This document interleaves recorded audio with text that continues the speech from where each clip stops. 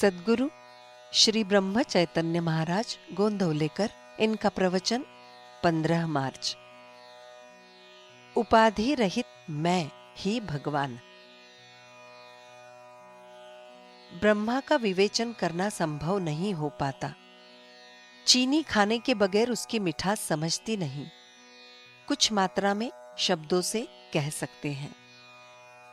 असत्य के द्वारा सत्य की परीक्षा होती है। वैसे ही जिसे माया समझ गई उसे ब्रह्म समझ गया, ऐसा मानना उचित होगा। किंतु यदि मैं स्वयं ही माया रूप बन गया तो उसे कैसे पहचाने? सत्य छाया से ढक जाना ही माया है।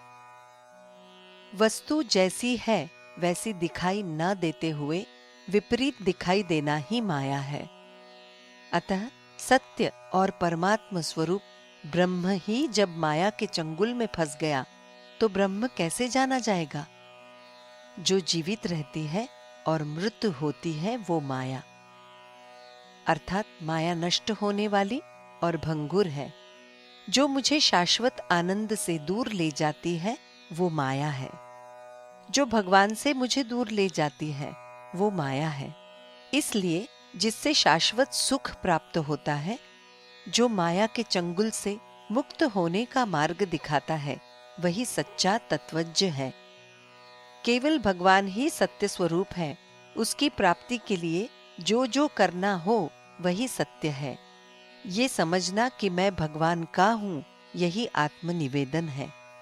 आत्मनिवेदन का मतलब है परमात्मा को जानना, अर्थात माया को दूर हटाना।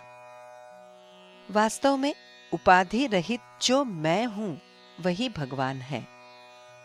उपाधि रहित बनना ही भगवत रूप होना है। किनारे की ओर से पानी की ओर जाते समय ऐसी एक जगह आती है कि जहां रेत समाप्त हो जाती है और पानी शुरू होता है। मतलब उस रेशा के इधर रेत और उधर पानी होता है। ये बीच की स्थिति तुर्यावस्था है। यही मैं ब्रह्म हूं का भान होता है। निर्गुण परमात्मा और इस संपूर्ण सृष्टि को जोड़ने वाली कड़ी है ओमकार। इसलिए परमार्थ में किसी भी साधन के द्वारा जड़ का निपटारा करते करते अंत में ओमकार तक आकर रुकना पड़ेगा। यानी हर आदमी को नाम का ही सहारा लेना पड़ेगा। 10 आदमियों को खड़ा किया, उनमें से 9 अपेक्षित आदमी नहीं हैं, ये जानकर उन्हें अलग कर दिया, 10वां बच गया, वही सत्य है। उसी प्रकार ये नहीं वो नहीं करते करते अंत में जो बच गया वही ब्रह्म। भगवान गीता में अर्जुन से कहते हैं, यदि तुम ज्ञानी हो तो संतोष से रहो, और यदि तुम वैसे नहीं हो तो जान की गप्पे मत लड़ाओ और किसी भले आदमी की सुनो, अर्थात ज्ञानी आदमी का कहना मानो और तदनुसार बरतो। इसका सरल अर्थ है कि संतों की शरण में जाओ।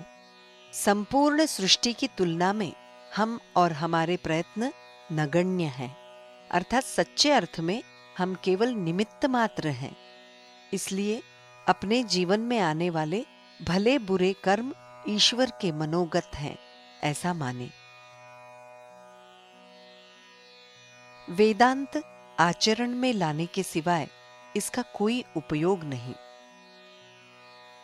जानकी जीवन स्मरण जय जय राम।